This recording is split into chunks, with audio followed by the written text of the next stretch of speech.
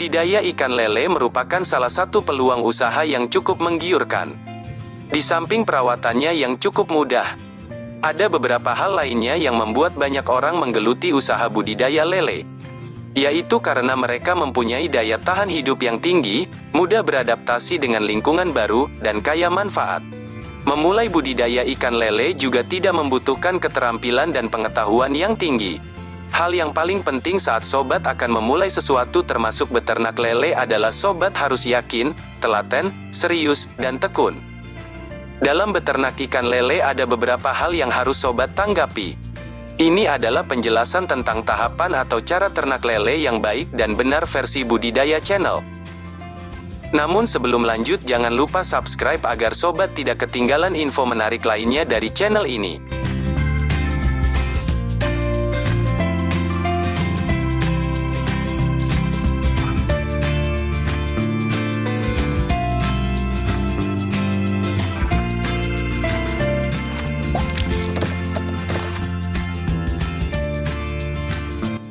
Satu. Menyiapkan kolam. Dalam hal beternak di dunia perikanan, pastilah kolam menjadi hal yang utama. Dalam cara ternak lele yang baik dan benar, kolam adalah hal yang pertama kali dipersiapkan. Karena kolam merupakan tempat tumbuh dan berkembangnya hewan yang akan kita pelihara. Untuk kolam lele sendiri terdapat banyak jenis pilihan kolam budidaya, seperti kolam terpal, kolam tanah, kolam tembok, ternak lele bioflok, hingga kolam drum.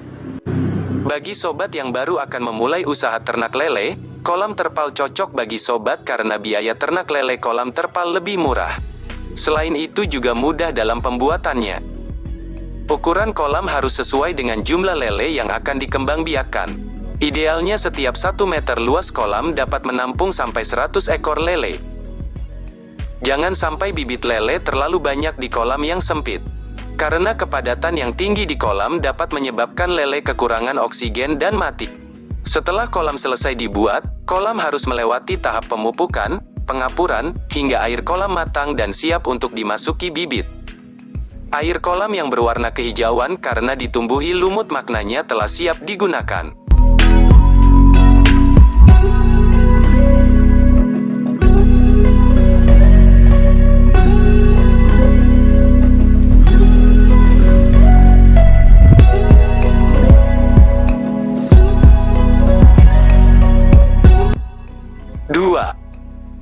Pemilihan bibit lele. Bibit lele yang baik berpengaruh pada hasil panen yang baik pula. Maka dalam memilih bibit harus benar-benar cermat. Ciri-ciri bibit yang baik adalah yang bergerak aktif, lincah, responsif, dan tidak berdiam di udara. Tubuhnya normal, tidak ada cacat, warna kulitnya mengkilap dan tidak terdapat bercak. Ukurannya seragam dan situasinya di kolam yang berarus, dia akan melawan arah arus.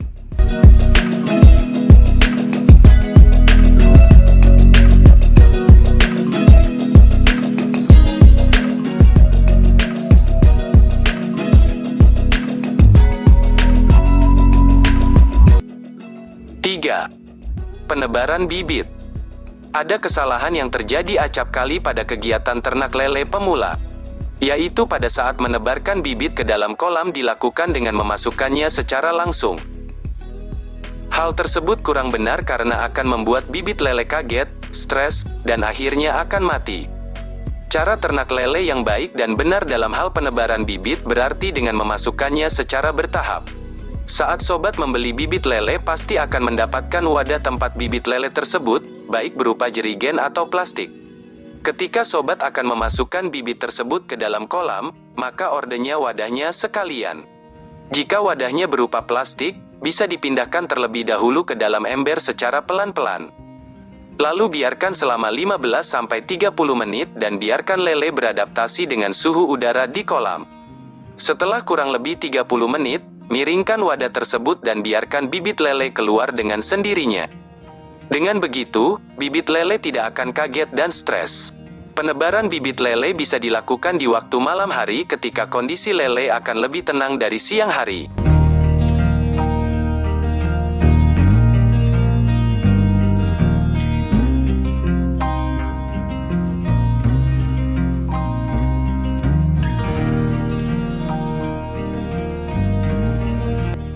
4. Pakan. Pakan merupakan hal yang penting dalam beternak ikan lele. Untuk jenis pakan sendiri terdapat dua macam pakan alami dan pakan buatan. Pakan alami bisa berupa biota udara seperti fitoplankton dan cacing. Sedangkan pakan buatan bisa berupa pelet.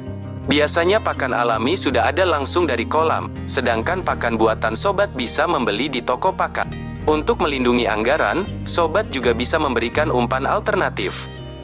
Misalnya berupa keong yang telah dicacah, ikan rucah, campuran pelet, dedak, dan daun singkong, atau campuran dedak dan pelet saja.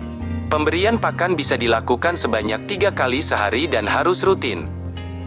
Namun untuk lele yang masih bibit, frekuensi mempersembahkan pakan akan lebih banyak karena bibit lele mudah merasa lapar. Perlu sobat ketahui, saat melakukan pakan untuk lele jangan sampai berlebihan. Karena lele tidak akan memakan sisa makanan yang ada sebelum sudah kenyang. Tipsnya adalah dengan cara mengelola makan sedikit demi sedikit sambil melihat responnya. Apabila sudah terlihat malas untuk menyantap pakan, maka hentikan. Karena sisa pakan berupa pelet akan tenggelam dan mengendap di dasar kolam. Endapan pakan tersebut bisa menimbulkan gas amonia yang bisa menyebabkan lele menjadi mati.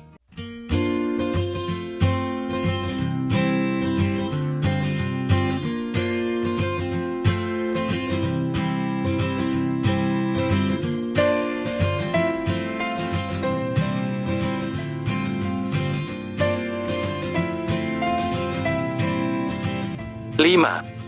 Pengelolaan kualitas air. Kualitas air kolam juga tidak boleh sobat lupakan. Jangan sampai air kolam kotor dan mengakibatkan lele menjadi terserang penyakit. Apabila sudah tercium bau busuk karena ada timbunan pakan di dasar kolam, maka segera bersihkan. Kuras air kolam sepertiga bagian bawah, lalu penuhilah kembali air kolam dengan air baru yang bersih. Kolam yang baik biasanya berwarna kehijauan karena itu menandakan banyaknya biota udara berupa lumut yang baik bagi ikan lele. Ketika masa berakhir panen, warna air kolam akan berubah menjadi kemerahan. Untuk menghindari lele yang kepanasan, sobat juga bisa menambahkan tanaman seperti eceng gondok di permukaan kolam.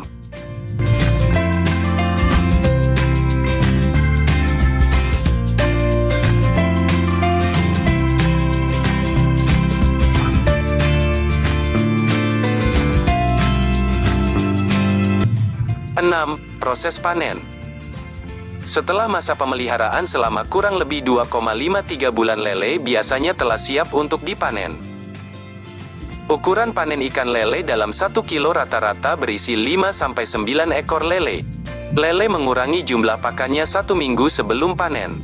Dan 1 hari sebelum panen, lele tidak diberi makan agar tidak buang air ketika dipanen. Menggunakan alat bantu berupa serok atau jaring untuk memudahkan penangkapan ikan lele. Kuras sebagian air kolam hingga tersisa kurang lebih 10 cm. Saat sobat memanen, gunakanlah sarung tangan untuk melindungi tangan sobat dari patil lele. Lakukan sortasi setelah semua ikan selesai dipanen.